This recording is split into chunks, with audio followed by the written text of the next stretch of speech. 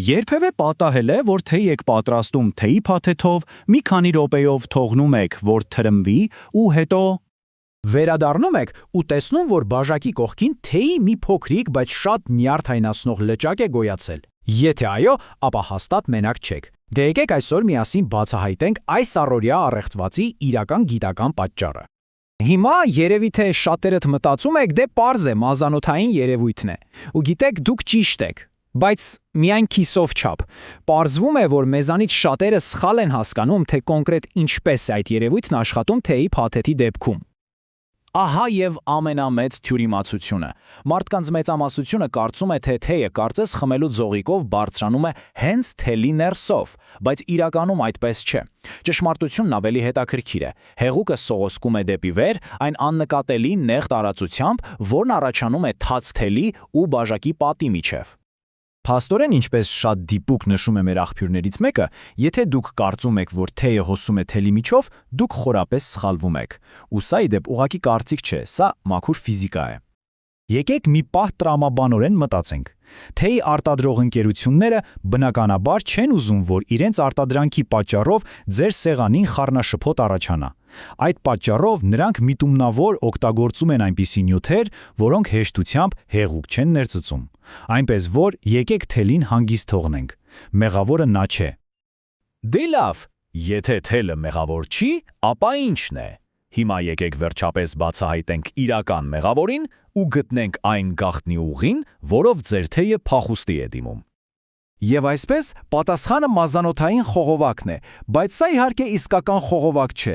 Դա այն միկրոսկոպիկ տարածությունն է, որն առաջանում է, երբ թաց թելը կպչում է բաժակի պատին։ Ու հենց այս անտեսանելի խողովակն էլ դառնում է իսկական մայրուղի թեյի համար։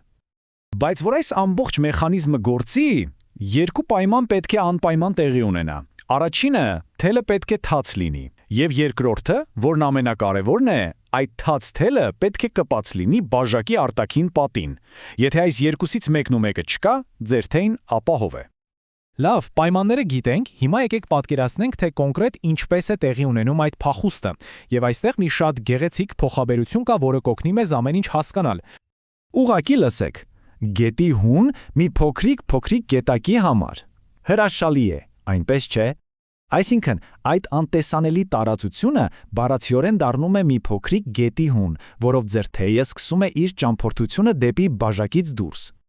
Իսկ ճամփորդությունը տեղի է ունենում այսպես՝ քայլ առ քայլ։ Սկզբում թեյը բարձրանում է այդ խողովակով մինչև բաժակի եզրը։ Հետո անցնում է եզրի վրայով ու սկսում իջնել թելի արտաքին մասով։ Արդեն ներքևում մի քաթիլ է ձևավորվում, ընկնում ու այդպես ճանապարհ է բացում հաջորդ քաթիլների համար։ Եվ ամենազարմանալին գիտեք որն է։ Այս բոլորովին անտեսանելի փոքրիկ գետակը կարող է զարմանալիորեն շատ թեյ դուրս բերել բաժակից, ընդամենը մի քանի րոպեում։ Սա շատ արդյունավետ փոքրիկ թեյի գող է։ Լավ, բիտական մասը հասկացանք, բայց ամենակարևոր հարցը, իսկ ինչ անել, ինչպես կանխել այս ամենը։ Դե բարեբախտաբար լուծումն անհավանականորեն պարզ է։ Ահա ձեզ մի ոսկե կանոն, որը պետք է հիշել։ Որքան երկար լինի բաժակի պատին կպած թաց թելի հատվածը, այնքան ավելի արագ ու ավելի շատ թեյ կթափվի։ Շատ պարզ է, ավելի կարճ շփում նշանակում է ավելի քիչ խառնաշփոթ։ Իսկ ահա մի փոքրիկ գաղտնիք։ Եթե ձեր բաժակը կիսով չափելի, այս խնդիրը որպես կանոն ընդհանրապես չի առաջանում։ Ֆիզիկան պարզապես թույլ չի տալիս թեյին այդքան բարձրանալ ու դուրս գալ։ Այնպես որ եկեք ամփոփենք։ Լուծումը երկու պարզ քայլից է բաղկացած։ Առաջին,